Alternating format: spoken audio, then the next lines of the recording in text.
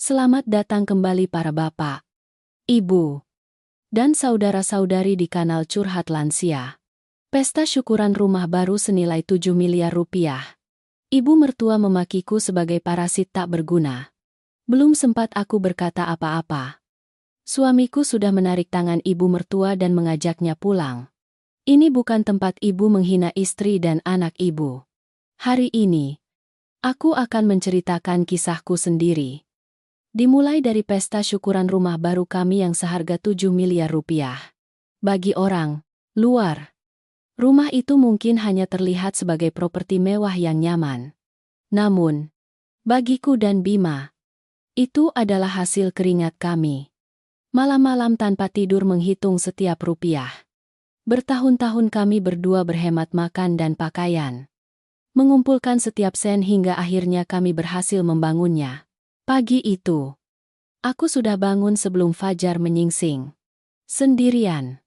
Aku memeriksa setiap meja hidangan, setiap bak minuman, setiap nampan buah, setiap vas bunga yang diletakkan di ruang tamu. Aku takut ada kekurangan. Takut keluarga suami dan keluarga kandungku datang dan mengkritik kami tidak menyelenggarakan pesta dengan baik. Rumah baru itu masih harum bau cat. Lantainya sudah mengilap. Ruang tamu luas. Di halaman depan ada beberapa pot tanaman palem hias yang baru saja dipindahkan sehari sebelumnya. Melihat semuanya tertata rapi, aku merasa lelah sekaligus bahagia. Dalam hati, aku bergumam. Akhirnya, kami memiliki tempat yang benar-benar milik kami. Aku memilih gaun berwarna lembut. Tidak mencolok.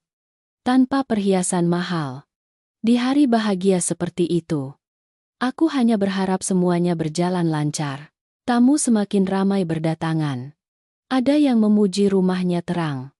Ada yang memuji kami berdua cerdas. Ada juga yang menggenggam tanganku dan berkata, "Kalian berdua hebat sekali. Di usia seperti ini sudah bisa membangun rumah seperti ini. Sungguh patut diacungi jempol." Aku hanya tersenyum rendah hati. Menjawab, "Iya, Bu. Pak. Ini juga berkat kasih sayang dari kedua belah keluarga. Kami berdua hanya berusaha sedikit demi sedikit." Namun, senyumku langsung membeku begitu ibu mertuaku, Ibu Sari, melangkah masuk melalui gerbang. Beliau mengenakan kebaya sutra berwarna merah tua. Di lehernya tergantung kalung emas. Di sampingnya, ada Ibu Ranti, bibi dari pihak suami. Begitu masuk ruang tamu, Ibu Sari tidak melihatku lebih dulu. Juga tidak bertanya apakah kami berdua lelah mempersiapkan ini. Beliau hanya mengamati seluruh rumah. Dari sofa, lampu gantung, hingga tangga kayu. Lalu mencibir. "Rumahnya lumayan juga," katanya. Nada suaranya setengah memuji setengah mencela. "Tapi kalau dibangun sebesar ini, pasti Bima saya kerja keras sekali." Mendengar itu, hatiku sedikit menciut. Namun aku tetap berusaha mempertahankan senyumku. Aku mendekat untuk menuangkan air dan menyajikannya kepada ibu mertua. Dengan lembut aku berkata, "Silakan, Bu. Minum dulu biar segar." Ibu Ranti yang berdiri di sampingnya langsung tertawa kecil dan menimpali. "Betul, Mbak Sari. Lelaki yang hebat yang bisa membangun rumah. Kalau perempuan di rumah mana tahu urusan uang. Untunglah Nona Sekar beruntung mendapatkan Bima." Ucapan itu terasa seperti tusukan ringan di hatiku. Namun, hari itu adalah hari bahagia kami berdua. Aku tidak ingin hanya karena beberapa perkataan yang tidak enak didengar membuat suasana menjadi tegang. Jadi aku menundukkan kepala. Membawa nampan teh untuk menyajikan kepada tamu yang lain. Aku membatin. Sudahlah. Memang ibu mertua suka bicara begitu. Sabar sedikit saja agar masalah tidak berlarut. Siapa sangka, semakin banyak orang. Ibu Sari semakin mengeraskan suaranya. Ketika tamu hampir memenuhi ruang tamu, beliau tiba-tiba berdiri di tengah rumah. Memegang segelas air. Suaranya lantang seolah ingin seluruh keluarga mendengarnya. Apapun yang kalian katakan. Rumah ini adalah hasil kerja keras putraku. Bima saya dari kecil sudah rajin. Pandai berusaha. Kalau tidak ada dia. Dari mana datangnya rumah 7 miliar seperti ini? Suasana tiba-tiba melambat. Beberapa orang yang sedang tertawa dan berbincang pun menoleh. Aku berdiri tidak jauh dari situ. Tanganku memegang nampan teh. Mendengar setiap kata yang terlontar. Tulang punggungku menegang. Aku tidak membutuhkan siapapun untuk mengklaim jerih payahku. Namun aku tidak menyangka bahwa di rumahku sendiri, aku akan disingkirkan dari seluruh jerih payahku. Seolah-olah aku orang luar. Ibu Sari melirik ke arahku.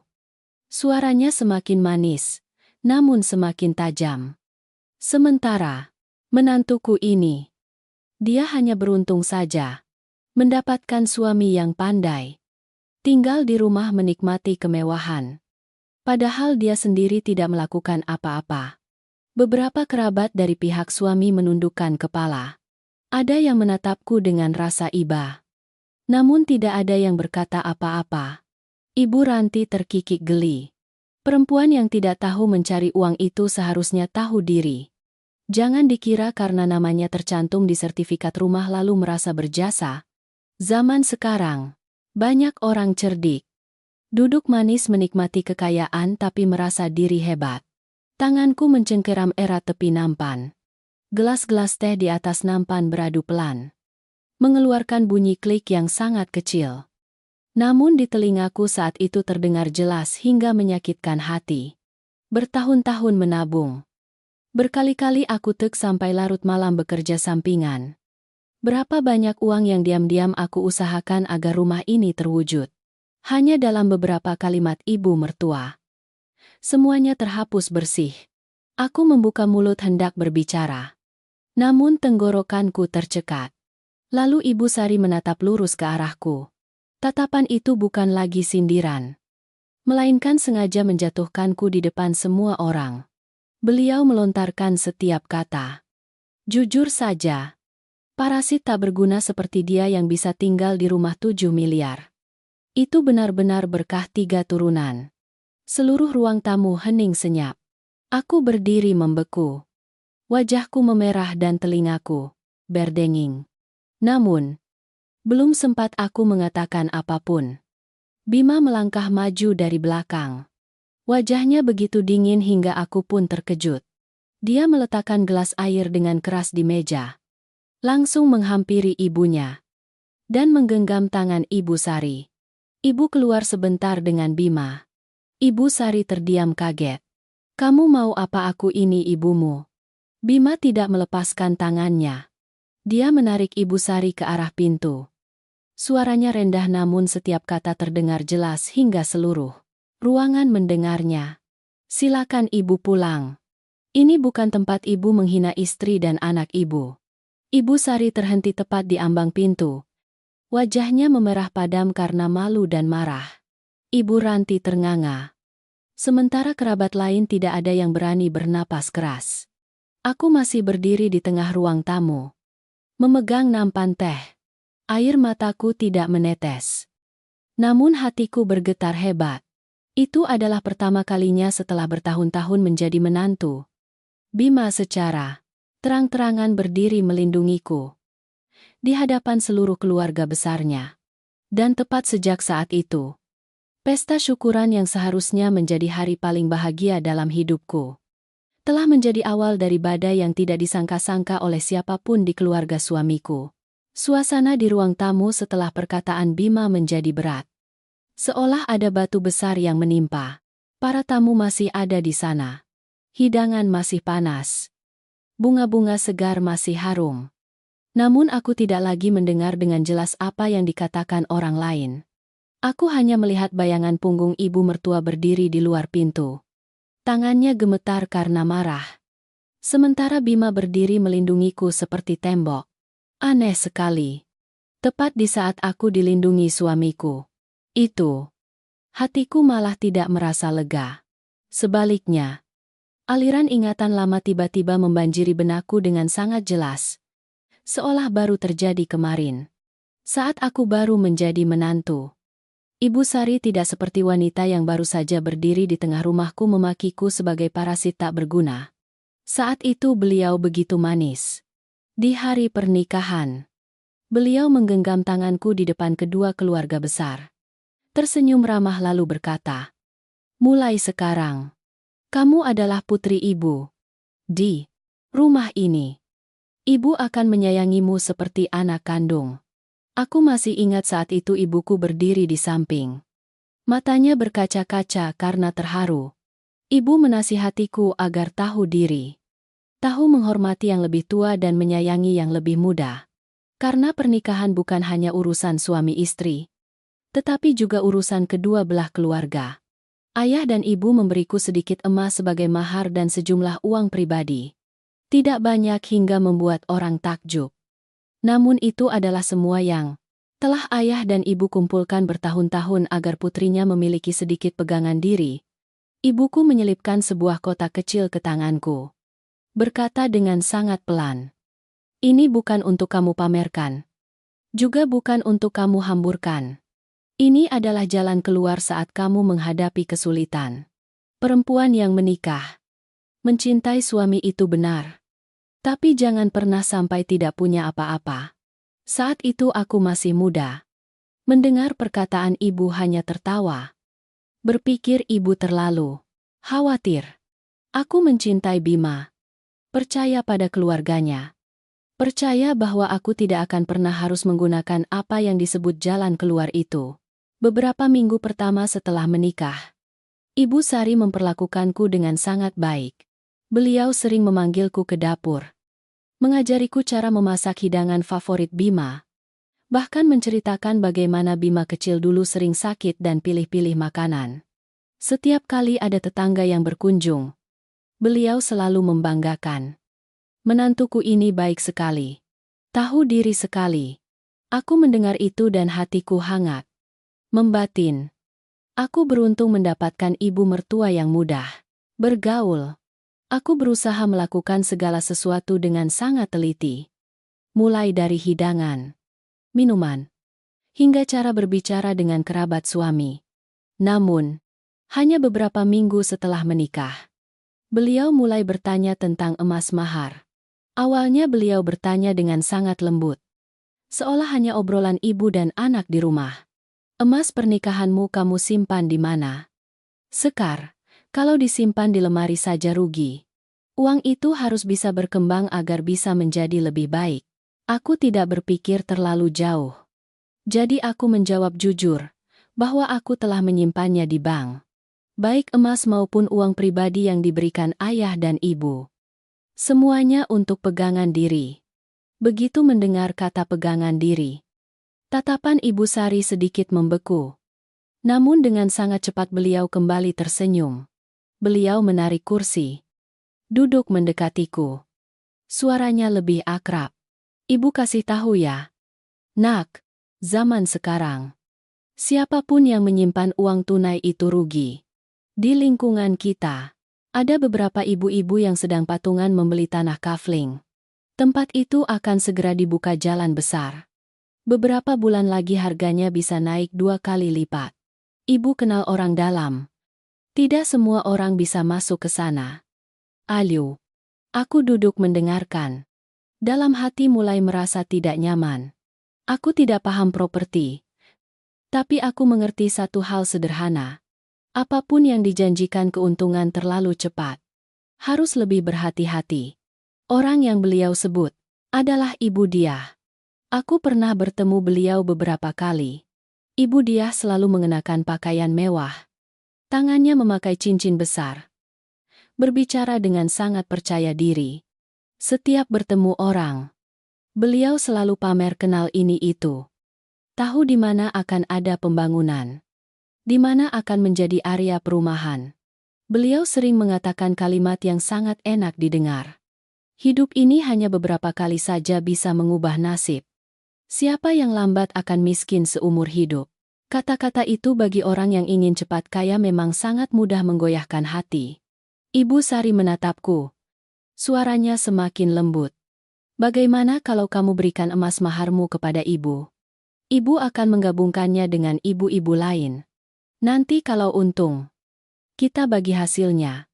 Kamu tidak perlu repot-repot juga bisa dapat uang. Ibu ini, ibu mertuamu, bukan orang lain. Kok kamu takut? Mendengar itu, hatiku menciut. Bukan karena aku tidak percaya ibu mertua. Tapi itu adalah harta pribadi yang diberikan ayah dan ibu kepadaku. Apalagi, semua yang beliau katakan hanyalah janji. Tidak ada dokumen yang jelas. Tidak ada kontrak. Tidak ada sertifikat tanah. Tidak ada dasar yang cukup kuat. Aku memilih kata-kata dengan sangat hati-hati. Bu, saya tahu ibu ingin yang terbaik untuk saya. Tapi uang itu diberikan ayah dan ibu agar saya simpan sebagai pegangan diri. Saya belum paham soal tanah. Saya takut kalau berinvestasi sembarangan malah rugi. Nanti, kalau ada dokumen yang jelas, legalitas lengkap, baru kita pikirkan. Ya, Bu senyum di wajah Ibu Sari saat itu masih ada. Namun sudah tidak hangat lagi. Beliau menatapku beberapa detik lalu berkata, "Anak perempuan muda sekarang aneh-aneh ya. Ibu kasih jalan untuk kaya malah takut. Perempuan yang tidak tahu memanfaatkan kesempatan itu seumur hidup hanya akan tahu berdiri di belakang suami saja." Mendengar kalimat itu aku sedikit tersinggung. Namun aku tetap berusaha menjaga sikap hormat. Aku menambahkan bahwa uang bukan masalah kecil. Apalagi uang mahar dari ayah dan ibu. Aku tidak ingin hanya karena sungkan malah mempertaruhkan uang itu pada sesuatu yang tidak aku pahami. Ibu Sari tidak berkata apa-apa lagi. Hanya berdiri. Mengibaskan sedikit ujung kebaya, lalu berkata, "Ya sudah. Uangmu ya kamu simpan saja." Ibu hanya bicara begitu. Tidak memaksa. Perkataan beliau terdengar ringan. Namun hidup bersama dalam satu rumah. Aku langsung menyadari bahwa nada suara itu sudah berbeda. Malam itu aku menceritakan kembali kepada Bima. Dia mendengarkan lalu terdiam sejenak. Kemudian menggenggam tanganku dan berkata, "Kamu benar. Emas mahar itu milik orang tuamu. Ibu tidak seharusnya ikut campur. Urusan investasi yang tidak jelas justru harus dihindari." Mendengar perkataan suamiku, hatiku lebih tenang. Aku kira semua masalah sudah selesai. Ibu mertua juga akan mengerti diriku. Namun, aku salah. Sejak saat itu, tatapan Ibu Sari kepadaku mulai berbeda. Beliau masih memanggilku nak. Masih berbicara lembut di depan Bima. Namun dalam setiap kata sudah ada duri. Saat itu aku belum mengerti. Hanya berpikir beliau mungkin sedih karena aku tidak menuruti perkataannya. Baru bertahun-tahun kemudian, ketika aku berdiri di tengah rumahku sendiri yang senilai 7 miliar, dan mendengar beliau memakiku sebagai parasit di depan banyak orang, aku baru mengerti. Ternyata aku menolak memberikan emas mahar bukan hanya sekadar percakapan biasa. Itu adalah duri pertama yang tertancap di hati ibu mertuaku, yang kemudian membara menjadi kebencian selama bertahun-tahun setelahnya. Setelah aku menolak memberikan emas mahar, Ibu Sari tidak langsung membuat keributan. Beliau tetap keluar masuk rumah seperti biasa. Tetap memanggilku untuk makan malam. Tetap bertanya hidangan apa yang Bima sukai untuk dimasak. Namun orang yang hidup dalam satu atap dalam waktu lama akan mengerti. Ada perubahan yang tidak perlu diucapkan namun bisa dirasakan. Makan malam yang sudah jarang dihiasi tawa. Sejak saat itu semakin diisi dengan perkataan ambigu, yang membuat pendengarnya tercekat. Suatu hari, saat seluruh keluarga sedang makan, beliau tiba-tiba meletakkan sumpitnya. Menghela napas. Hari ini ibu bertemu teman di pasar. Menantu mereka hebat sekali. Baru saja menikah sudah memberikan uang kepada ibu mertua untuk membeli tanah. Sekarang untung ratusan juta. Langsung beli mobil baru.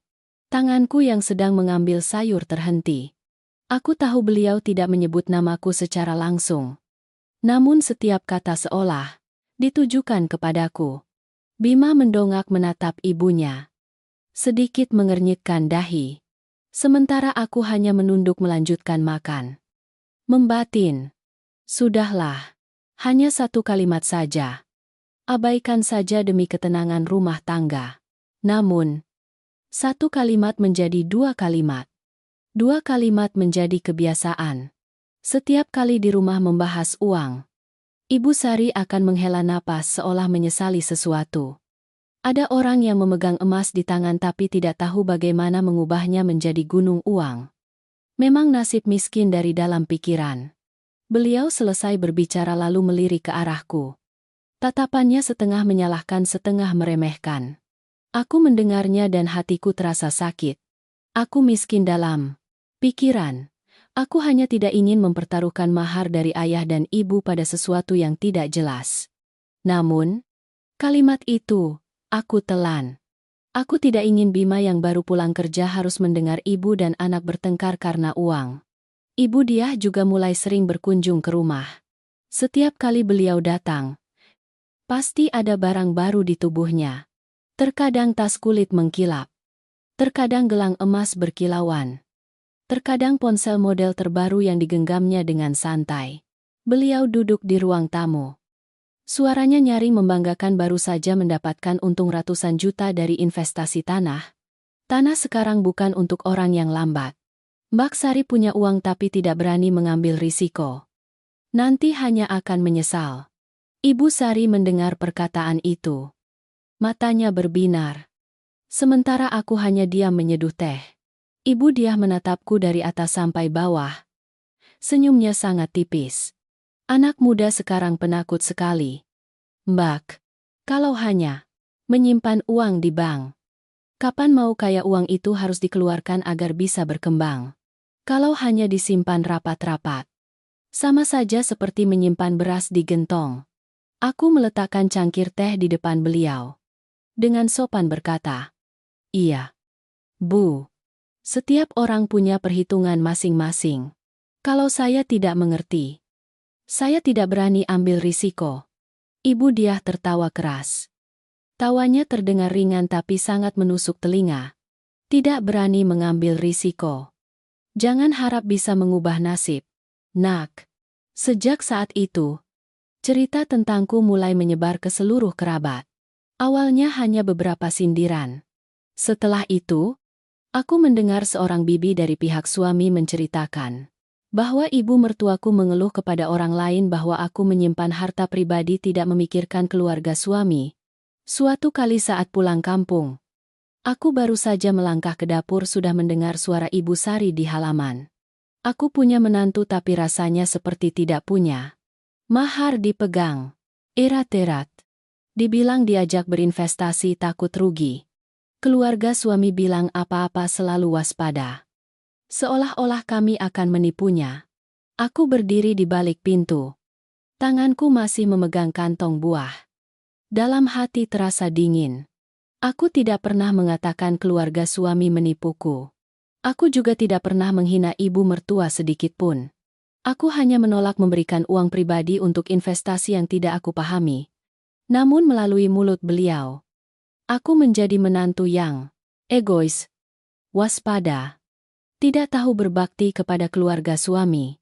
Ibu Ranti, Bibi Bima, adalah orang yang paling bersemangat menimpali. Beliau memang sudah tidak menyukaiku sejak hari pernikahan karena menganggap keluargaku biasa saja. Tidak sepadan dengan keluarga suami. Mendengar cerita Ibu Sari, Ibu Ranti langsung menyela. Jujur saja ya. Jenis perempuan yang menyimpan uang pribadi itu biasanya dalam hatinya sudah ada perhitungan. Nanti kalau ada masalah, dia akan membawa hartanya kabur duluan. Keluarga suami harus hati-hati. Jangan sampai memelihara ular berbisa. Beberapa orang yang duduk di sekitar itu terkikik. Aku masuk tepat saat itu. Senyum mereka memudar, namun tatapan mereka masih penuh kecurigaan. Aku hanya meletakkan kantong buah di meja. Menunduk memberi salam kepada semua orang. Lalu pergi ke dapur. Bukan karena aku tidak merasa sakit. Hanya saja ada kalanya berdebat di depan banyak orang tidak membuatku lebih baik. Hanya akan membuat cerita bergeser menjadi menantu tidak sopan. Aku membatin. Aku akan hidup dengan baik. Nanti waktu yang akan membuktikan. Namun aku tidak menyangka. Waktu tidak membuat orang yang berprasangka buruk lebih mengerti diriku. Itu hanya memberi mereka lebih banyak kesempatan untuk mengubah yang salah menjadi terdengar benar. Bima beberapa kali mendengar perkataan itu. Suatu kali dia meletakkan mangkuknya. Menatap ibunya dengan sangat serius. Bu, jangan bicara seperti itu lagi tentang Sekar. Emas mahar itu milik orang tua istri saya. Dia berhak menyimpannya. Saya juga setuju dengan hal itu. Ibu Sari langsung cemberut. Ibu baru bicara beberapa kalimat saja.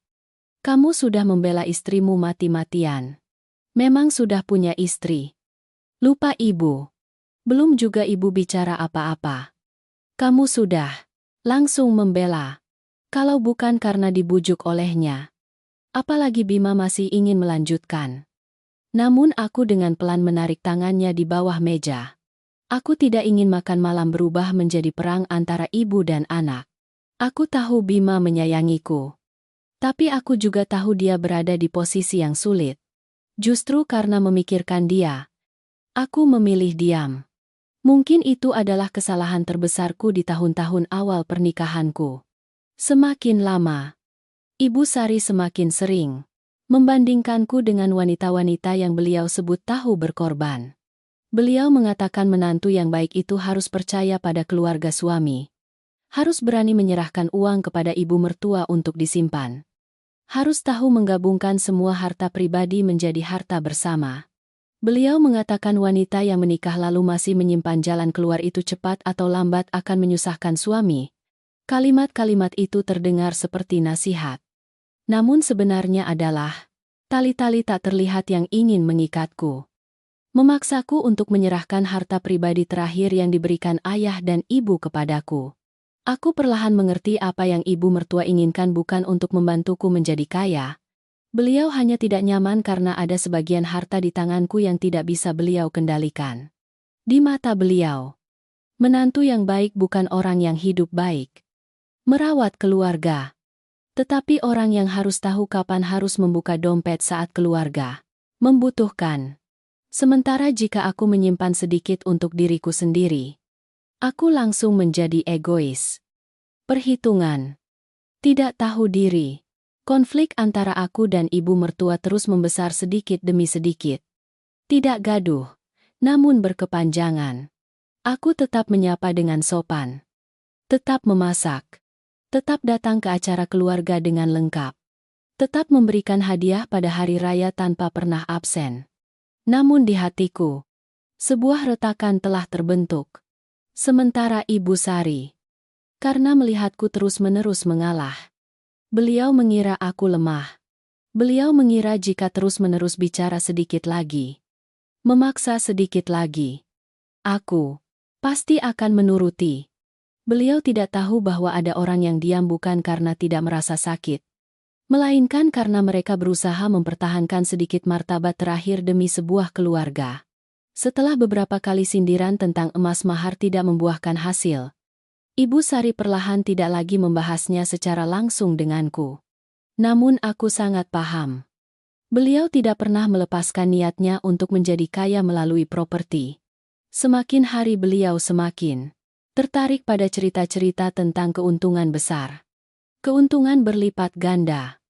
Mengubah nasib dalam semalam yang dibawa Ibu Diah setiap kali berkunjung ke rumah. Ada suatu waktu, setiap sore Ibu Sari akan berganti pakaian yang indah lalu pergi ke suatu tempat dengan Ibu Diah.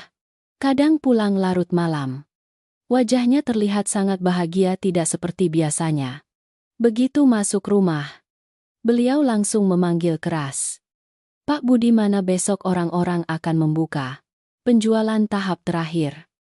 Loh, kalau terlambat akan kehabisan slot bagus. Pak Budi saat itu sedang menonton televisi. Mendengar perkataan istrinya langsung mengernyitkan dahi. Ibu, hati-hati ditipu orang. Tanah apa kok kedengarannya seperti jualan sayur di pasar saja. Namun Ibu Sari langsung menepisnya. Bapak tahu apa seumur hidup hanya mengandalkan gaji buta makanya miskin. Aku duduk di dapur mendengar dan merasa tidak nyaman. Sejak mengenal Ibu Diah, Ibu mertuaku berubah total. Beliau tidak lagi hanya ingin mencari uang tambahan untuk masa tua. Beliau mulai berbicara tentang membeli lebih banyak tanah, menjual untuk mencari keuntungan, lalu nanti membuka toko, membeli mobil, hidup seperti orang lain. Cara beliau menyebut uang saat itu seperti orang yang kehausan melihat air. Semakin mendengar semakin terbuai. Suatu hari, aku tidak sengaja melihat Ibu Sari membuka lemari, mengambil semua buku tabungan lalu memasukkannya ke dalam tas. Aku bertanya dengan pelan, "Ibu mau kemana kok bawa banyak dokumen begitu?" Beliau sedikit terkejut, namun langsung menjawab, "Ibu mau menyimpannya di tempat kenalan. Bunganya lebih tinggi dari bank." Setelah itu beliau langsung pergi. Tidak memberiku kesempatan untuk bertanya lebih lanjut. Saat itu aku sudah punya firasat buruk. Sore harinya, Ibu Diah datang lagi. Kedua orang itu duduk di ruang tamu, berbicara dengan sangat bersemangat. Aku lewat dan mendengar samar-samar. Gelombang ini pasti menguntungkan. "Mbak Sari, tanah di pinggir jalan besar. Katanya akan segera dibuka kawasan industri. Orang-orang sedang diam-diam mengumpulkannya." Ibu Sari bertanya berulang kali. "Benarkah soalnya? Saya sudah menaruh hampir semua uang saya di sana." Ibu Diah tersenyum yakin. "Mbak Sari percaya saja sama saya. Beberapa bulan lagi harganya bisa naik 2 kali lipat. Saat itu mau beli pun tidak akan kebagian." Sejak hari itu, ibu mertuaku hampir seperti hidup dalam demam tanah. Pergi ke pasar beliau juga berbicara tentang tanah. Bertemu kerabat juga membanggakan urusan tanah. Suatu kali beliau melihatku lalu tersenyum tipis. "Kamu tunggu saja. Orang yang berani berinvestasi nanti akan duduk di rumah menghitung uang. Sementara orang yang penakut seumur hidup hanya akan melihat orang lain kaya." Aku tahu beliau berusaha membuktikan bahwa beliau benar dan aku salah. Namun semakin mendengar aku semakin khawatir. Aku diam-diam mencari tahu tentang apa yang disebut proyek di pinggir jalan besar yang Ibu Diah ceritakan. Aku mencari di internet. Bahkan bertanya kepada seorang teman yang bekerja di kantor notaris.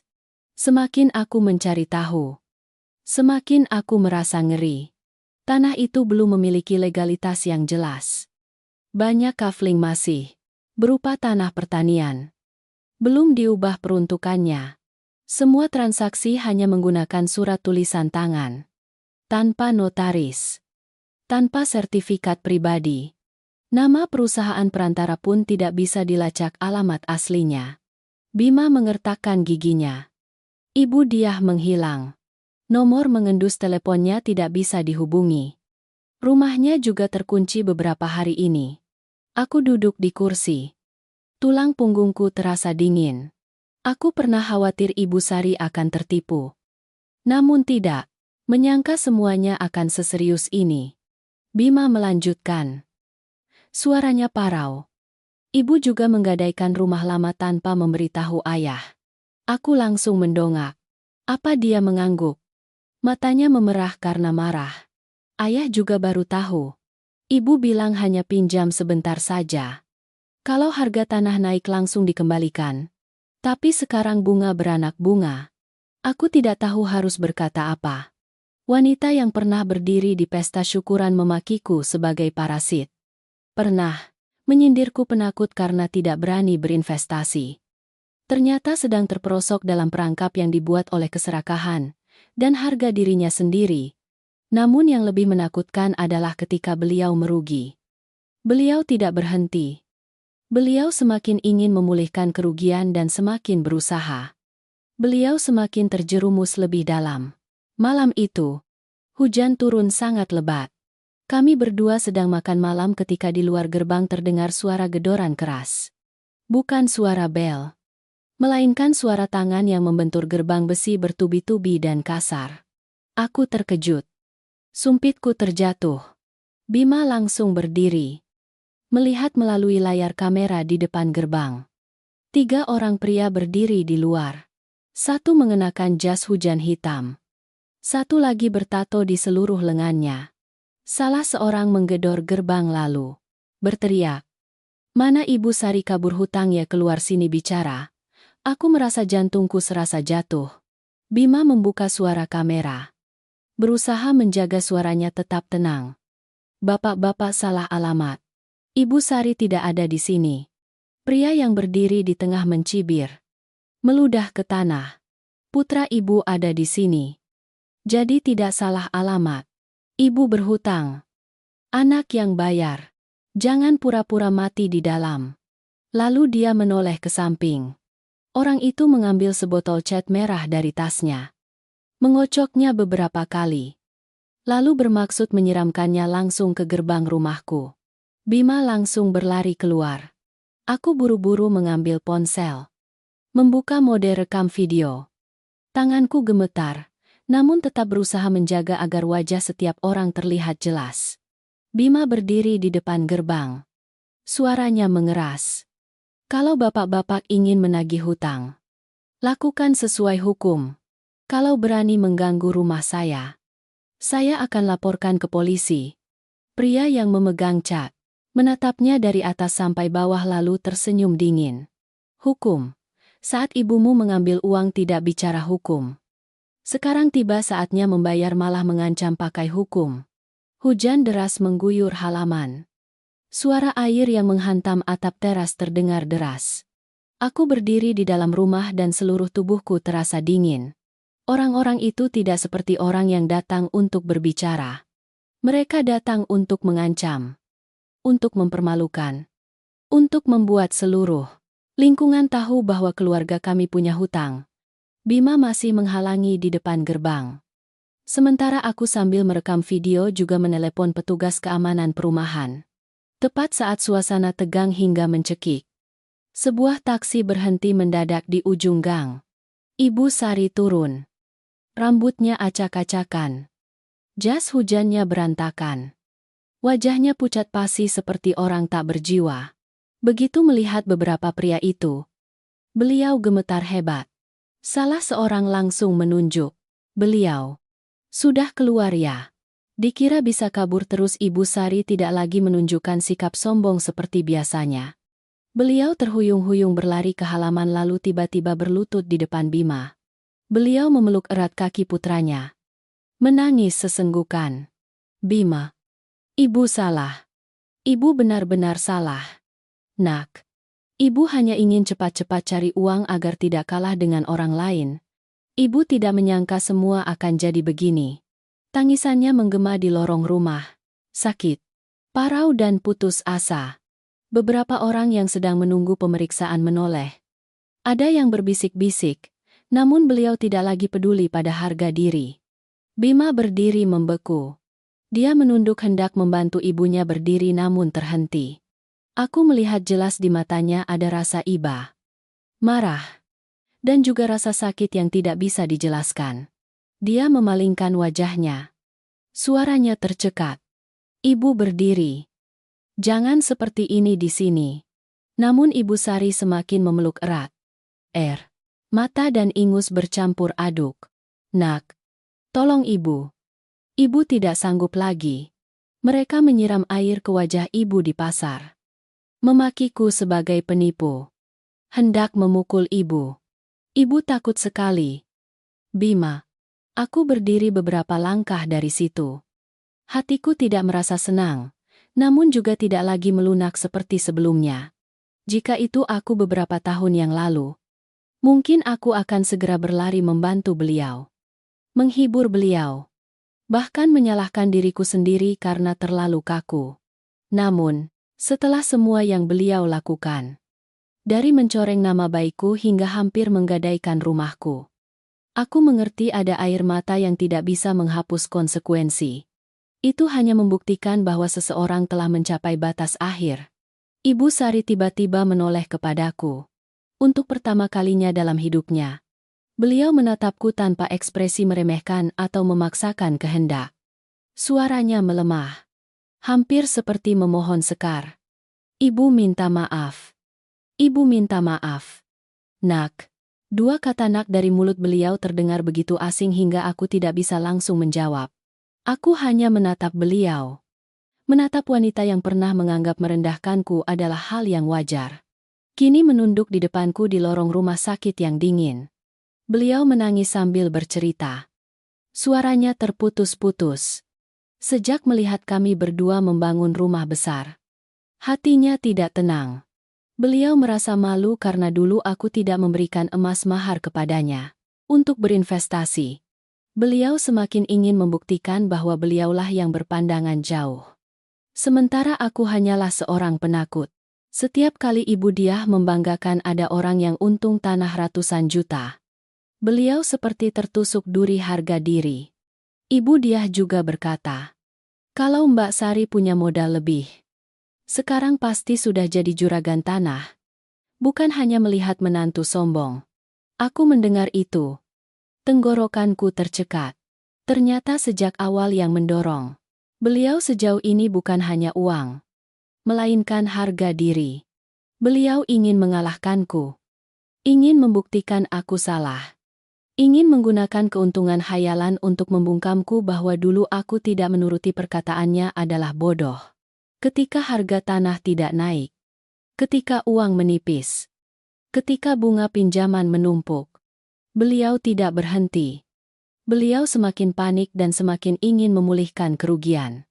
Dan dalam kepanikan itu, rumah kami menjadi sesuatu yang beliau pikir bisa digunakan untuk memutar modal. Bima menunduk menatap ibunya. Suaranya bergetar. Ibu pernah berpikir kalau rumah itu hilang, bagaimana kami berdua akan hidup? Ibu pernah berpikir itu bukan hanya rumah, tapi juga bertahun-tahun kami bekerja keras. Ibu Sari menundukkan kepalanya. Kedua tangannya mencengkeram erat baju rumah sakit. Tidak bisa menjawab. Keheningan itu lebih berat dari pengakuan apapun. Di saat kami mengira semuanya sudah mencapai titik terendah. Dari ujung lorong tiba-tiba terdengar suara langkah kaki terburu-buru. Ibu Ranti muncul. Wajahnya pucat pasi, namun matanya tampak garang. Begitu melihat Ibu Sari, dia langsung mendekat. Menunjuk lurus. Mbak Sari, saya sudah bilang jangan sebut nama saya. Kan Mbak mau menyeret saya mati bersama Mbak? Ya, ucapan itu membuatku dan Bima sama-sama terdiam. Ibu Sari mendongak. Matanya merah menyala. Kalau tidak ada kamu, mana saya tahu cara mengurus dokumen? Kamu bilang hanya perlu meniru tanda tangan saja. Hilang bank tidak akan teliti. Sekarang kamu menyalahkan saya sepenuhnya. Ibu Ranti langsung membentak. Saya hanya membantu Mbak menanyakan prosedur. Mbaklah yang ingin mengambil rumah putra Mbak. Jangan mengalihkan kesalahan ke saya. Kedua wanita yang dulu satu kubu untuk memakiku, kini berdiri di tengah lorong rumah sakit. Berteriak menyalahkan satu sama lain di bawah tatapan terkejut banyak orang. Lalu semuanya terjadi dengan sangat cepat. Ibu Sari bangkit. Menarik tangan Ibu Ranti sambil berteriak. Kamu menipu saya. Kamu bilang bisa. Kamu bilang Ibu Diah bilang pasti bisa meminjam uang. Ibu Ranti menarik tangannya kembali dan mendorong Ibu Sari hingga hampir terjatuh. Mulutnya masih memaki. Bodoh ya, terima saja. Siapa suruh serakah? Beberapa perawat buru-buru datang melerai. Sementara Bima berdiri di sana. Wajahnya pucat pasi. Aku menatapnya dan mengerti bahwa keluarga ini benar-benar telah hancur. Bukan karena kemiskinan melainkan karena keserakahan, harga diri, dan hasutan jahat. Tepat saat lorong masih kacau, dua orang berpakaian sipil mendekat. Salah seorang menunjukkan kartu identitasnya. Suaranya serius. Siapa Ibu Sari dan Ibu Ranti? Kedua wanita itu langsung terdiam. Ibu Ranti mundur setengah langkah. Sementara Ibu Sari gemetar berpegangan pada sandaran kursi. Petugas itu melanjutkan. Ibu Diah telah ditahan untuk penyelidikan kasus penipuan tanah, kavling. Dalam keterangan awal, Ibu Diah menyebutkan bahwa kedua ibu terlibat dalam penyediaan dokumen dan pemalsuan berkas properti untuk meminjam uang. Aku merasa seluruh lorong seolah gelap sesaat. Ibu Sari terduduk di kursi. Tangannya gemetar hebat. Mulutnya terbuka, namun tidak bisa mengucapkan sepatah kata pun. Ibu Ranti juga tidak lagi menunjukkan sikap garang. Wajahnya pucat pasi. Bima berdiri diam di sampingku. Matanya merah, namun kering. Sejak saat itu, dia mengerti dan aku juga mengerti. Masalah ini tidak bisa lagi diselesaikan dengan beberapa kata maaf dalam keluarga. Apa yang telah dilakukan ibu mertuaku telah melampaui batas kasih sayang keluarga dan langsung jatuh ke dalam lingkaran hukum. Setelah kedua petugas penyelidik muncul di rumah sakit, Ibu Sari seolah kehilangan semua tulang belulangnya. Dia tidak lagi menangis keras. Juga tidak lagi punya tenaga untuk berdebat. Dia duduk di lantai keramik yang dingin. Kedua tangannya memegangi kepala. Mulutnya terus bergumam satu kalimat. Saya tidak sengaja. Saya hanya ingin pinjam sebentar saja. Saya hanya ingin pinjam sebentar saja. Suaranya sangat kecil hingga hampir bercampur dengan suara langkah kaki. Tergesa-gesa orang-orang yang berlalu lalang di lorong. Ibu Ranti berbeda. Hanya beberapa menit sebelumnya dia masih berteriak menyalahkan ibu mertuaku. Namun ketika mendengar disebut penyelidikan, dia langsung kembali sadar dengan sangat cepat. Dia berdiri tegak, merapikan kerah bajunya, lalu menunjuk ke arah Ibu Sari. Bapak-bapak harus tanya Ibu Sari. Ibu Sari yang meminta saya menanyakan prosedur. Saya hanya ikut menemani saja. Tidak tahu apa-apa soal pemalsuan dokumen. Aku menatapnya dan merasa dingin. Karakter asli seseorang baru terungkap ketika dalam bahaya. Saat masih satu kubu untuk menyerangku. Ibu Ranti sangat berani bicara. Saat menghasut ibu mertuaku untuk bersikap keras. Dia juga yang paling banyak bicara. Namun sekarang, hanya dengan satu kalimat. Dia sudah membersihkan diri seolah dia adalah orang luar yang tidak bersalah. Bima terkekeh. Namun tawanya terdengar lebih pahit dari tangisan. Dia menatap Ibu Ranti. Suaranya parau. Bibi Ranti. Saat Bibi menghasut ibu menjatuhkan istri saya. Saat Bibi menjelaskan setiap lembar dokumen agar ibu bisa meminjam uang. Bibi tidak mengatakan hanya ikut menemani saja. Kan? Sekarang terjadi masalah. Bibi tidak tahu apa-apa Ibu Ranti cemberut, namun tetap bersuara kaku. Sudah saya bilang. Saya tidak menandatangani atas nama siapapun. Juga tidak menerima uang dari siapapun. Jangan menyalahkan saya sepenuhnya. Setelah itu, dia berbalik menghadapku. Tatapan Ibu Ranti saat itu begitu jahat hingga aku merinding. Semua ini juga salah Sekar saja. Kalau dulu dia mau memberikan emas maharnya kepada Mbak Sari untuk berinvestasi, pasti Mbak Sari tidak akan sampai terpaksa berhutang di luar. Dia menyimpan uang sendiri. Dia egois. Dia membuat ibu mertua malu. Sekarang masih berdiri di sana melihat keluarga suami hancur. Aku menatap lurus ke arahnya. Kali ini aku tidak menunduk. Juga tidak lagi gemetar. Emas mahar saya bukan pelampung untuk keserakahan kalian. Saya tidak menaruh uang pada sesuatu yang tidak jelas. Itu namanya cerdas. Bukan durhaka. Kalimat itu baru saja selesai. Ibu Ranti tercekat beberapa detik. Sementara Ibu Sari menundukkan kepalanya lebih dalam. Bahunya bergetar hebat. Tepat saat itu, dari ujung lorong terdengar suara langkah kaki terburu-buru. Bagas. Adik iparku. Berlari mendekat. Dia mengenakan kemeja kusut. Rambutnya sedikit acak-acakan. Mulutnya terus bertanya.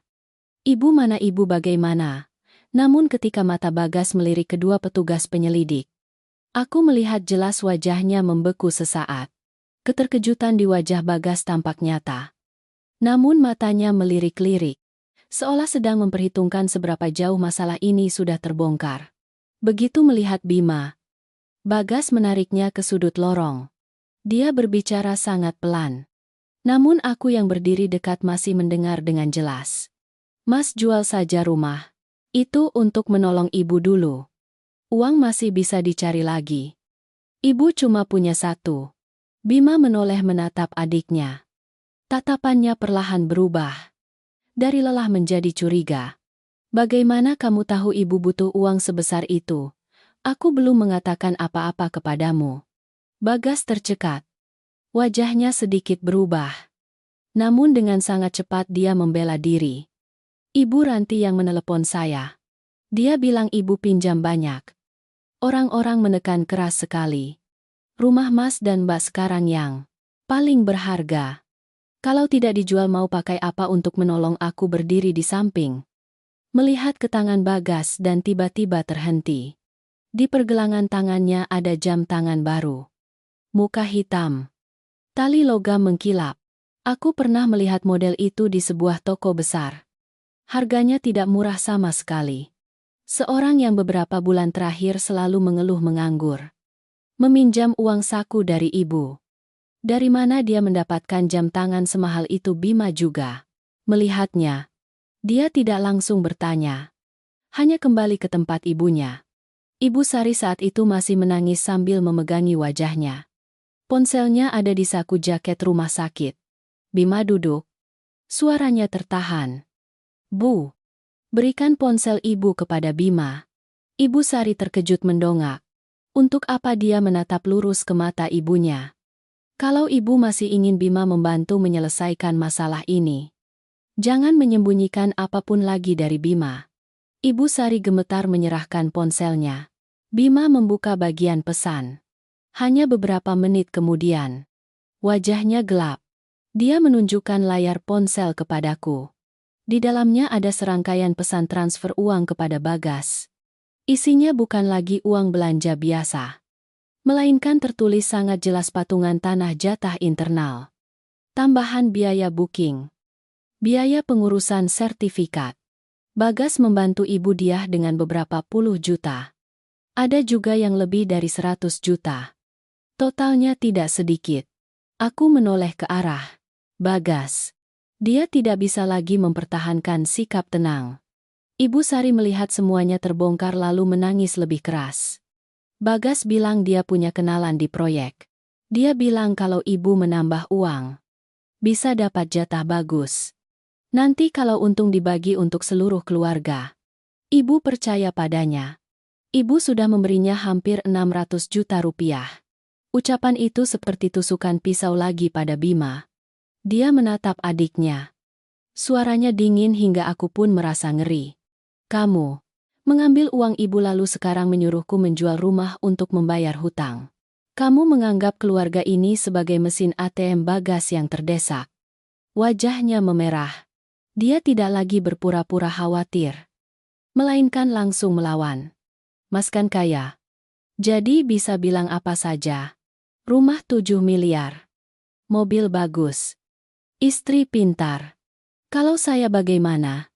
Saya anak bungsu tapi tidak dapat apa-apa. Ibu memberikan saya sedikit uang. Memangnya kenapa? Bima menatap adiknya seperti melihat orang asing. Sedikit uang. Hampir 600 juta itu sedikit uang. Kamu tahu ibu berhutang di luar tapi tetap mengambil uangnya. Bagas mengertakkan gigi. Saya juga ingin mengubah nasib. Kalau Mas dan Mbak bisa membangun rumah, saya juga harus punya bagian. Memangnya semua harta di rumah ini hanya untuk Mas? Aku mendengar itu lalu mengerti. Pukulan paling menyakitkan bukan hanya datang dari ibu mertua atau ibu Ranti, melainkan juga dari Bagas sendiri. Orang yang selama ini selalu bersembunyi di balik predikat anak bungsu agar dimanjakan, agar dimaafkan. Dia tidak hanya tahu masalahnya, melainkan juga secara langsung membisikkan ke telinga ibunya bahwa jika kami punya rumah 7 miliar, maka keluarga suami juga harus punya bagian. Ibu mertuaku serakah karena harga diri, sementara Bagas serakah karena iri dan malas. Bima mengangkat ponselnya di depan adiknya. Serahkan semua rekening koran, dokumen, pesan dengan ibu Diah di sini. Kalau ada yang kurang, saya akan membuat laporan polisi. Bagas menatapnya tajam. Matanya dari panik berubah menjadi dendam. Dia merendahkan suaranya namun setiap kata terdengar seperti gerusan melalui gigi. Mas jangan memaksa saya. Kalau terlalu dipaksa nanti seluruh keluarga ikut hancur. Seluruh lorong hening sesaat. Aku menatap Bagas. Untuk pertama kalinya aku melihat dengan jelas di balik sikap cueknya ada sesuatu yang sangat berbahaya. Masalah ini bukan lagi sekadar ibu mertua tertipu. Ini sudah menjadi jaring laba-laba, di mana setiap orang menyembunyikan sebagian kebenaran. Dan semakin ditarik keluar, semakin aku melihat keluarga suamiku membusuk dari dalam. Setelah ancaman Bagas di rumah sakit, aku sangat paham satu hal. Jika terus membiarkan semuanya berjalan sesuai omongan mereka, pada akhirnya semua kesalahan akan dilimpahkan kepadaku. Mereka akan mengatakan karena aku tidak memberikan emas mahar maka ibu mertua terpaksa berhutang. Mereka akan mengatakan karena aku membangun rumah besar maka adik ipar merasa rendah diri. Mereka akan mengatakan karena aku bersikap keras maka keluarga suami hancur. Orang-orang seperti itu, selama masih bisa berbicara, tidak akan pernah mengakui kesalahan. Malam itu aku duduk berhadapan dengan Bima di ruang tamu. Rumah 7 miliar itu begitu sunyi hingga terdengar jelas detak jam dinding. Aku berkata kepadanya, aku ingin ada pertemuan lengkap. Ayah, ibu, Bagas, Bibi Ranti, dan juga kerabat yang pernah ikut menghinaku di media sosial. Aku tidak ingin menjelaskan satu persatu lagi. Kebenaran harus diucapkan sekali dan selesai. Bima menatapku sangat lama. Dia tampak lelah. Aku tahu beberapa hari terakhir dia terjebak di antara ibu kandungnya, adik laki-lakinya, dan istrinya yang terluka. Dia berkata dengan pelan, aku takut ibu tidak sanggup. Aku menjawab dengan sangat pelan, aku tidak butuh belas kasihan siapapun. Aku hanya butuh agar tidak ada lagi yang boleh memutarbalikkan kebenaran. Pertemuan itu diatur untuk besok sore, tepat di rumah yang pernah menjadi tempat pesta syukuran. Aku sengaja memilih tempat itu, bukan untuk balas dendam melainkan karena di mana aku dihinakan, disitulah aku harus mengembalikan martabatku. Ruang tamu hari itu tidak lagi dihiasi bunga segar. Tidak ada lagi tawa ucapan selamat. Hanya ada teh yang disajikan dan wajah-wajah murung. Pak Budi duduk di sudut. Wajahnya kuyu. Ibu Sari menundukkan kepala. Kedua tangannya saling menggenggam erat. Ibu Ranti masih mempertahankan sikap menantang. Sementara Bagas duduk bersilang kaki. Matanya mengamati sekeliling rumah dengan ekspresi dendam yang tidak bisa disembunyikan. Baru saja duduk, Bagas sudah angkat bicara lebih dulu. Mas dan Mbak kan kaya, jadi bisa bicara apa saja. Rumah ini juga ada berkah dari leluhur pihak suami. Tidak datang begitu saja. Jangan dikira punya beberapa lembar dokumen lalu bisa menghapus semua jasa keluarga suami. Ucapan itu membuat Bima mengernyitkan dahi. Namun aku mengulurkan tangan untuk menghentikannya. Aku tidak ingin memulai dengan pertengkaran. Aku berdiri, meletakkan 3 berkas yang sudah disiapkan di meja. 1 berkas berwarna biru, 1 berkas berwarna putih, 1 berkas berwarna coklat. Aku menatap setiap orang lalu berkata, hari ini saya tidak akan menceritakan kesengsaraan. Saya hanya akan membacakan angka. Tidak ada yang berkata apa-apa. Aku membuka berkas pertama. Di dalamnya adalah semua dokumen yang membuktikan sumber dana pembangunan rumah, akta jual beli apartemen lama kami, rekening koran tabungan Bima, bukti penjualan emas mahar dariku, laporan pendapatan dari pekerjaan akuntansi online, dan perjanjian pinjaman bank atas nama kami berdua. Aku membalik setiap halaman. Suaraku datar, namun jelas. Ini uang hasil penjualan apartemen lama. Ini adalah tabungan suami saya. Ini adalah uang hasil penjualan emas mahar saya pada waktu yang tepat untuk uang muka tanah. Ini adalah pendapatan saya dari pekerjaan akuntansi paruh waktu. Ini adalah pembayaran bunga bank selama 3 tahun. Ruangan mulai benar-benar sunyi. Para kerabat yang dulu ikut-ikutan berkomentar di unggahan Ibu Ranti kini saling pandang. Tidak ada lagi yang berani angkat bicara. Ada seorang paman menunduk mengambil lembar rekening koran lalu diam-diam meletakkannya kembali. Aku melanjutkan.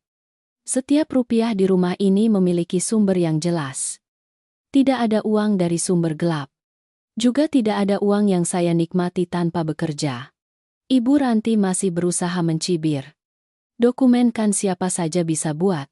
Yang penting kamu berbakti pada keluarga suami atau tidak. Ada menantu mana yang melihat ibu mertua terlilit hutang, tapi masih duduk menghitung setiap rupiah seperti kamu? Aku menoleh menatapnya. Bibi bicara soal bakti. Kalau begitu saya tanya Bibi. Bakti itu artinya membiarkan orang lain mengambil dokumen rumah kita untuk meminjam uang. Bakti itu artinya harus menjual rumah yang kami berdua bangun dengan keringat untuk membayar keserakahan orang lain. Ibu Ranti mengatupkan bibirnya, namun belum sempat menjawab. Aku membuka berkas kedua. Aku menghubungkan laptop ke televisi di ruang tamu. Di layar muncul setiap transaksi. Ibu Sari mentransfer uang kepada Bagas. Ada yang tertulis kirim ke Bagas untuk booking tanah. Ada yang tertulis Bagas bantu Ibu Diah. Ada juga yang tertulis Bagas urus biaya sertifikat. Kalimat-kalimat singkat itu seperti palu yang menghantam ruangan. Bagas melompat. Hendak merebut remote kontrol di meja. Namun Bima sudah berdiri menghalanginya. Suaranya mengeras. Kalau kamu berani menyentuh lagi, aku akan langsung telepon polisi di sini. Bagas terhenti. Wajahnya memerah. Urat lehernya menonjol. Kita kan saudara. Mas mau melakukan itu kepadaku. Bima menatap lurus ke mata adiknya. Saudara dalam keluarga bukan berarti kamu berhak mengambil uang ibu lalu menyuruh kami membayar hutang. Ibu Sari mulai menangis. Dia tidak lagi membantah. Hanya menutupi wajahnya. Pak Budi melihat rincian transfer di layar. Tangannya gemetar berpegangan pada tepi kursi. Dia bertanya kepada istrinya dengan suara parau. Ibu mentransfer uang sebanyak ini kepadanya tanpa memberitahuku. Ibu Sari tersedu-sedu. Saya kira dia membantu saya. Saya kira kalau harga tanah naik akan lunas semua. Saya percaya padanya. Aku tidak berhenti. Aku membuka berkas ketiga. Di dalamnya ada fotokopi surat kuasa palsu, rekaman CCTV bank, dan rekaman suara Ibu Sari yang pernah dikirimkan kepada Ibu Diah. Aku memutar rekaman suara itu. Suara ibu mertuaku terdengar dari speaker. Gemetar namun penuh perhitungan. Kalau saya berhasil memutar surat rumah Bima, Mbak harus memberi saya jatah yang paling bagus. Kali ini saya harus mendapatkan kembali modal. Tidak bisa membiarkan Sekar menertawakan saya. Seluruh ruangan terdiam. Pak Budi memegangi dadanya. Terengah-engah. Bima buru-buru mendekat untuk membantu ayahnya. Ibu Sari menangis sesenggukan namun tidak bisa lagi membantah sedikit pun. Ibu Ranti wajahnya pucat pasi. Kerabat yang duduk dekat pintu yang tadi menatapku dengan curiga, kini menunduk menghindari tatapanku. Aku mematikan rekaman suara. Menutup berkas. Di ruangan itu, aku tidak berteriak. Tidak menangis. Juga tidak memakinya siapapun. Aku hanya menatap setiap orang. Terutama orang-orang yang pernah menyebutku parasit. Pernah berkomentar di media sosial bahwa aku tidak tahu berterima kasih. Suaraku tenang. Mulai hari ini siapapun yang masih menyebut saya parasit, silakan baca dulu setiap halaman ini baru berani bicara. Aku kira setelah 3 berkas itu, semuanya sudah jelas hingga tidak ada lagi yang bisa membantah. Aku juga berpikir setidaknya sejak saat itu, mereka akan mengerti bahwa rumah ini bukan sesuatu yang bisa diucapkan seenaknya. Bisa disentuh semaunya. Bisa dihina seenaknya. Namun hidup terkadang pahit. Kebenaran baru terungkap satu lapis. Di bawahnya masih ada lapis lain yang lebih kotor. Ketika ruangan masih terdiam dalam keheningan yang berat, ponsel Bima tiba-tiba berdereng. Dia melihat layar. Tahu itu nomor petugas penyelidik lalu langsung mengangkatnya. Aku berdiri tepat di samping. Mendengar suaranya berubah sedikit demi sedikit. Awalnya tegang. Setelah itu terkejut. Akhirnya ada kedinginan yang membuatku juga tanpa sadar menahan napas. Dia hanya menjawab beberapa kalimat sangat singkat. Ya. Saya mengerti. Kami sedang di rumah. Kalau perlu, Bapak bisa langsung datang. Setelah menutup telepon, Bima terdiam beberapa detik. Tatapannya perlahan menyapu setiap orang di ruangan. Ibu Sari mendongak. Suaranya bergetar. Ada masalah apa lagi? Nak Bima tidak langsung menjawab. Dia meletakkan ponselnya di meja lalu mengucapkan setiap kata dengan sangat jelas. Ibu dia baru saja memberikan keterangan. Berkas palsu itu tidak muncul begitu saja. Ada orang di rumah yang secara aktif memberikan salinan dokumen rumah dan contoh tanda tangan Sekar kepadanya. Seluruh ruangan langsung, seperti membeku. Para kerabat yang tadi menunduk diam kini serentak mendongak. Tatapan semua orang hampir bersamaan tertuju pada Ibu Ranti. Karena sebelumnya kamera bank sudah merekam jelas bahwa dia pergi bersama Ibu Diah. Ibu Ranti langsung berdiri. Wajahnya pucat pasi, namun mulutnya masih berusaha mempertahankan diri. Kenapa melihat saya? Saya tidak sendirian. Jangan menatap saya seperti penjahat. Ucapan itu baru saja terucap. Bagas yang sedang duduk, bersilang kaki di kursi samping tiba-tiba terhenti. Meskipun hanya dalam waktu yang sangat singkat. Aku masih melihat jelas ekspresi panik melintas di wajahnya. Ibu Sari juga langsung mendongak. Melihat dari Ibu Ranti ke Bagas. Tatapannya bingung seolah tidak mengerti apa yang sedang terjadi. Aku berdiri diam namun dalam hati mulai merasa dingin. Ternyata di balik Ibu Ranti masih ada orang lain.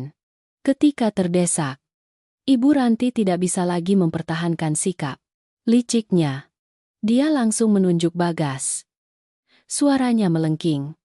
Bagaslah yang memberikan foto tanda tangan Sekar kepada saya. Dia memotret semua dokumen rumah. Semua perjanjian bank. Dia bilang kalau berhasil mendapatkan uang, dia juga akan dapat bagian. Sekarang terjadi masalah. Jangan hanya suruh saya yang menanggungnya. Bagas menerjang seperti binatang yang tertusuk di tempat yang sakit. Dia mencengkeram kerah baju Ibu Ranti. Matanya merah menyala.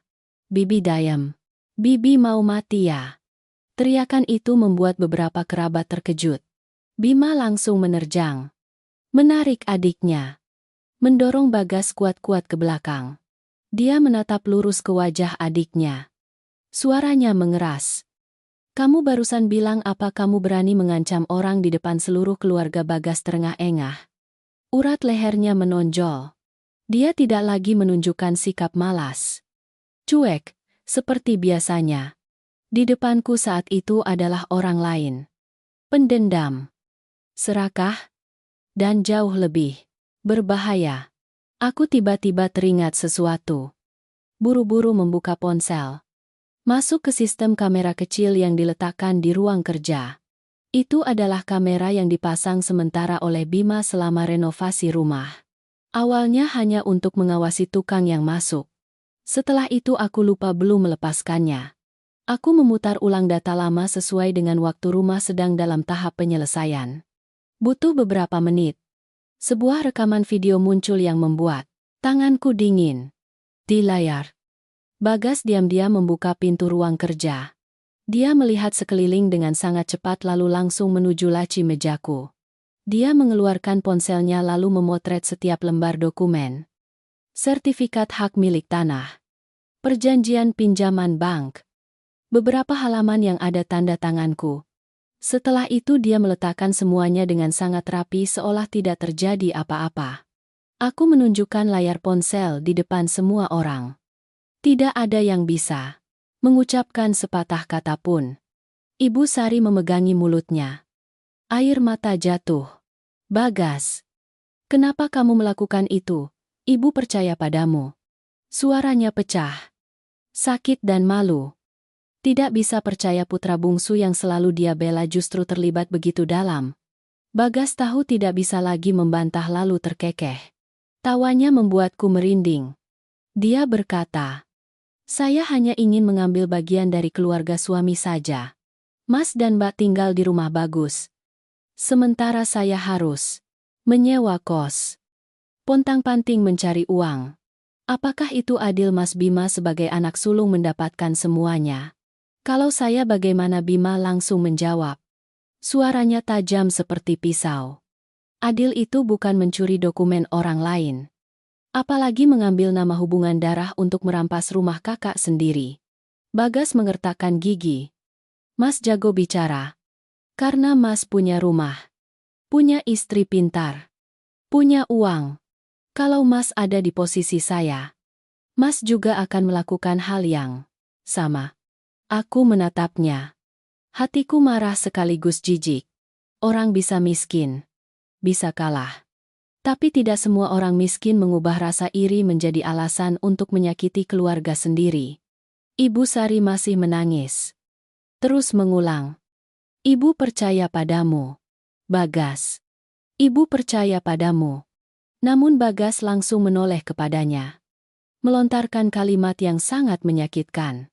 Ibu percaya pada saya atau ibu butuh saya untuk membantu ibu mendapatkan uang ibu juga serakah? Tidak. Lebih baik. Kalau ibu tidak ingin mengalahkan Mbak Sekar. Tidak ingin mengambil rumah Mas Bima untuk memutar modal. Apa saya bisa melakukannya? Ucapan itu seperti tusukan pisau yang menembus hati Ibu Sari. Dia terduduk di kursi. Wajahnya pucat pasi. Tidak ada lagi kata-kata untuk membantah. Tepat saat itu, di luar gerbang terdengar suara mobil berhenti. 2 petugas penyelidik masuk. Kali ini mereka ditemani seorang petugas berseragam. Mereka mengatakan perlu mengambil keterangan tambahan dan mengundang Ibu Ranti dan Bagas untuk bekerja sama karena terkait dengan penyediaan dokumen palsu, tanda tangan palsu, dan membantu dalam berkas pinjaman yang curang. Ibu Ranti langsung lemas kakinya. Sementara Bagas masih berusaha mempertahankan sikap sombongnya, namun matanya sudah menunjukkan rasa takut. Sebelum keluar pintu, Bagas menoleh menatap Bima. Suaranya penuh kebencian. Mas ingat ya, rumah ini hancur gara-gara kakak ipar Mas. Sejak dia datang, semuanya jadi begini. Bima tidak marah. Dia hanya berdiri tegak menatap adiknya dengan tatapan sakit, namun tegas. Tidak. Rumah ini hancur karena orang-orang yang mengira hubungan darah adalah alasan untuk merampas harta satu sama lain. Pintu tertutup di belakang Bagas dan Ibu Ranti. Ruang tamu sunyi hingga menakutkan. Aku menatap Bima. Menatap Ibu Sari yang duduk tak bergerak lalu menatap berkas-berkas yang masih tergeletak di meja. Aku tiba-tiba mengerti. Ada rumah-rumah yang tidak hancur karena kemiskinan, melainkan hancur karena hati orang-orang di dalamnya sudah membusuk sejak lama. Setelah Bagas dan Ibu Ranti dibawa untuk dimintai keterangan, ruang tamu hanya menyisakan keheningan yang berat. Tidak ada lagi yang sanggup berbicara sepatah kata pun. Ibu Sari duduk meringkuk di kursi tunggal dekat jendela. Kedua bahunya terkulai. Kepalanya menunduk begitu rendah hingga rambutnya yang biasa dicat hitam kini memperlihatkan sebagian besar uban di akar rambutnya. Wanita yang pernah berdiri di pesta syukuran. Dengan kepala tegak memakiku sebagai parasit. Tak berguna. Kini terlihat kecil dan lusuh secara aneh. Pak Budi duduk berhadapan dengan Ibu Sari sangat lama. Dia tidak membentak. Tidak memukul meja. Juga tidak memaki dengan kata-kata kasar seperti yang aku bayangkan. Justru keheningan itu yang membuat ruangan semakin pengap. Beberapa saat kemudian, dia baru berkata dengan suara parau. Ibu tidak hanya kehilangan uang, Sari. Ibu juga kehilangan rumah ini. Ibu Sari mendongak menatap suaminya. Matanya merah. Bibirnya bergetar seolah ingin membantah, namun tidak menemukan kata-kata. Lalu dia menangis. Tangisannya tidak lagi hebat seperti saat di rumah sakit melainkan tersendat-sendat. Terdengar lelah dan tidak berdaya. Dia berkata dia hanya ingin mencari uang agar tidak kalah dari siapapun. Dia berkata melihat kami berdua membangun rumah besar. Dia merasa senang sekaligus sedih. Bangga pada putranya. Namun juga merasa dirinya tertinggal. Orang-orang bertanya berapa banyak besan memberikan untuk menantu. Berapa banyak menantu menyumbang. Saya merasa malu sekali. Dia tersedu-sedu. Saya ini ibu mertua tapi lebih miskin dari besan. Saya harus melihat menantu menyimpan uang. Saya tidak tahan. Aku mendengar perkataan itu. Dalam hatiku ada rasa iba sekaligus dingin. Ternyata pada akhirnya semua masalah bukan karena dia miskin. Juga bukan karena dia benar-benar membutuhkan uang untuk hidup. Itu adalah harga diri. Adalah perasaan. Tidak sanggup melihat menantu punya bagian sendiri. Punya suara sendiri. Punya kemampuan untuk berdiri tegak tanpa perlu dia berikan. Dia ingin mengalahkanku. Ingin membuktikan aku salah. Namun semakin berusaha mengalahkan, dia semakin menyeret dirinya sendiri lebih dalam. Kabar Ibu Sari tertipu investasi tanah. Hampir menggunakan dokumen palsu untuk menggadaikan rumah putranya. Serta keterlibatan Bagas dan Ibu Ranti dalam urusan dokumen. Berita itu menyebar sangat cepat di kalangan keluarga. Orang-orang yang dulu ikut-ikutan memakiku di media sosial mulai diam-diam menghapus komentar. Ada yang menghapus seluruh unggahan yang dibagikan. Ada yang pernah menulis kalimat-kalimat sangat jahat tentangku. Kini berpura-pura seolah tidak pernah mengatakan apa-apa. Beberapa orang mengirim pesan pribadi kepada Bima. Mengatakan, "Nak, maafkan. Bibi dan Paman tidak tahu duduk perkaranya jadi salah bicara." Namun sama sekali tidak ada yang berani mengoreksi secara terbuka. Seperti cara mereka dulu secara terbuka mempermalukanku. Bima membaca pesan-pesan itu. Wajahnya dingin. Dia tidak menjawab satu persatu. Dia hanya mengunggah satu kalimat di grup keluarga. Istri saya bukan parasit. Rumah ini adalah hasil kerja keras kami berdua. Mulai sekarang siapapun yang masih menghina dia, saya tidak akan menganggapnya sebagai keluarga lagi. Unggahan itu sangat singkat. Tidak menjelaskan panjang lebar. Tidak mengeluh. Namun seperti sayatan pisau yang memutuskan rasa hormat terakhir yang dia berikan kepada kerabatnya. Malam itu, Ibu Sari meneleponku. Aku melihat namanya muncul di layar ponsel sangat lama baru mengangkatnya. Dari seberang sana terdengar suaranya. Yang parau dan lemah. Jauh lebih lemah dari sebelumnya. "Sekar, bisakah kamu bicara dengan Bima agar dia tidak meninggalkan ibu?" Aku terdiam beberapa detik. Dalam hatiku tidak ada lagi kemarahan yang membara seperti sebelumnya. Namun juga tidak ada kelembutan yang mudah. Aku menjawab dengan sangat pelan. "Ibu tidak kehilangan putra ibu karena saya. Ibu kehilangan dia karena ibu memilih uang dan harga diri di atas kasih sayang keluarga." Di seberang sana hening. Sangat lama lalu dia menangis. Untuk pertama kalinya dia tidak memakiku. Tidak menyalahkanku.